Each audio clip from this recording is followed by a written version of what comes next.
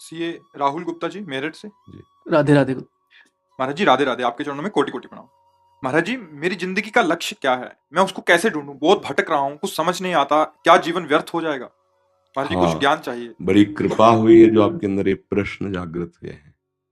हम जीवन मुक्त होने के लिए आए हैं। हर योनियों में हमने वही सब भोग भोगे जो हमारे अंदर चाहत है। बताने की जरूरत नहीं, सबके हृदय में है। जो अंदर चाहत है, सुख पाने की लालसा, भोगों में, ये भोग लूं, ये भोग लूं, ये पद मिल जाए, रुपया मिल जाए, ऐसा मकान हो जाए, ऐसा ऐसा ऐसा, तो मैं सुखी हो जाऊंगा। ये माया की वृत्तियां हैं। जो तुम सोच रहे हो उससे ज्यादा किसी के पास है, पर वो भी सोच रहा है, वो भी तृप्त नहीं है। विश्व में, ब्रह्मांड में कहीं भी किसी, मतलब आप तो अपने को जानते हैं केवल, और सही पूछो तो अपने को भी नहीं जानते। केवल शरीर और वासना को समझ पा रहे हैं, अपने स्वरूप को तो नहीं जानते ना आप। लेकिन यहां तो बहुत सब स्वरूप आते हैं, धनी मानी पदाधिकारी सब। जब तक बच्चा भगवान का भजन नहीं, तब तक कभी किसी को तृप्ति नहीं है, न धन से, न भोगों से, न पद से, न किसी से। एक अशांति है, एक अधूरापन है, एक भय है कि सब छूट जाएगा, आज नहीं तो कल छूट जाएगा। हम मुक्त होने के लिए आए हैं। काम, क्रोध, लोभ, मोह, मद, मत्सर, इनकी गुलामी से मुक्त होने के लिए आए हैं। हम शरीर के राग से मुक्त होने के लिए आए। हम ये जानने के लिए आए कि आखिरकार हम हैं कौन। ये तो हम नहीं है, ये तो हम नहीं है, क्योंकि वास्तविक ये हम नहीं है। ये हमारा रहने का स्थान है, ढांचा। जैसे हम मकान नहीं है, मकान को बोलते हैं मेरा मकान, इसको बोलते हैं मेरा शरीर। मैं शरीर तो नहीं कोई बोलता ना, मेरा बोलता है ना। तो जैसे मेरा मकान, ऐसे मेरे रहने का स्थान है। मैं तो ये नहीं हूं। अब इसके अंदर पहुंचते हैं तो मेरा मन आता है, मैं मन नहीं हूं। आता है ना, आज मेरा मन उदास है, आज मेरी बुद्धि काम नहीं कर रही है, आज बड़ा चित्त अशांत है। मतलब वो भी मैं नहीं निकला, वो भी मेरा के अंतर्गत आया। जैसे शरीर, ऐसे ही अंदर का मन, बुद्धि, चित्त, अहंकार, सूक्ष्म शरीर, और तीसरा है स्वभाव, कारण शरीर। बोले यार इस व्यक्ति का स्वभाव बहुत गंदा है। तो कहता देखो मेरा स्वभाव ऐसा ही है। वो भी मेरा बोला, मैं नहीं बोला, मैं स्वभाव नहीं बोला, मेरा स्वभाव बोला। तो तीनों शरीर, स्थूल सूक्ष्म कारण, ये मैं नहीं। तो मैं हूं कौन? तो यही जानने के लिए आए हो, भगवत प्राप्ति के लिए आए हो। अब सब शीशा में हमारे रूप को दिखाने की सामर्थ्य है, पर उसमें गंदगी, मल चल गया है। अब उसको साफ करना पड़ेगा। मन जब निर्मल हो जाता है, बुद्धि जब निर्मल हो जाती है, तो इसी से हम भगवत साक्षात्कार कर लेते हैं। अभी मलिन मन है, तो शीशा तो है पर गंदा है, तो प्रतिबिंब नहीं दिखाई देगा।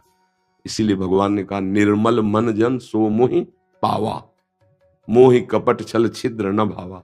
अब हमें पहले मन की सफाई करनी है।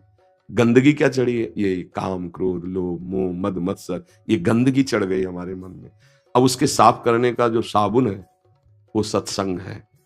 सत्संग, जितना सत्संग सुनोगे और नाम जप करोगे, उतने ही आपका मन धुलता चला जाएगा। ये साबुन और जल दोनों चाहिए ना, केवल साबुन ही से साबुन लगा दिया, अब जले नहीं तो कैसे? तो सत्संग और नाम जप, ये दो है मन की धुलाई के लिए।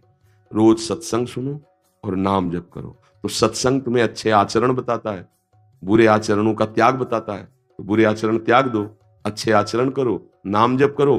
तो जैसे जैसे हृदय निर्मल होगा, वैसे वैसे आप अपने को जानने लगेंगे, अपने प्रभु को जानने लगेंगे। नाम जप करो। यहां भगवत प्राप्ति के लिए आए हो। साधन धाम मोक्ष कर द्वारा, पाए न जे परलोक सम्हारा। सो परत्र दुख पावई, सिर धुनि धुनि पछताए, काल ही कर्म ईश्वर मिथ्या दोष लगाए। रोज हमारी आयु नष्ट होती चली जा रही। 40 वर्ष, 50 वर्ष व्यतीत हो, 50 वर्ष नहीं, अपने लोग देखो, कोई 45 का, कोई 50 का, कोई 25 का, कोई 30। इतने वर्ष व्यतीत हो गए, हाथ कुछ लगा नहीं। शुरुआत जहां से हुई थी वही अब भी है। ये भोग लूं, ये देख लूं, ये खा लूं, ये सूंघ लूं, या वही कब तक ये चलता रहेगा? फिर मर जाएंगे, फिर किसी नई योनि में जाएंगे, फिर यही करेंगे, फिर मर जाएंगे। ये कब तक चलता रहेगा? ये रोकने आए हैं हम, इस क्रम को रोकने आए हैं, जन्म मरण के चक्र को रोकने आए। पुनरपि जननम पुनरपि मरणम पुनरपि जननी जठरे शयनम, इसको रोकने आए हैं। कैसे रुकेगा? सत्संग और नाम जप। साधन को हरि भजन है, कै सत्संग सहाय। सत्संग तुम्हारा साथी सहयोगी होगा और तुम्हें पार करेगा नाम। अब नाम जप नहीं है तो फिर पार नहीं हो सकते। तो सत्संग भी मिल रहा है भगवत कृपा से, मिल रहा है ना, तभी तो आए हो आप।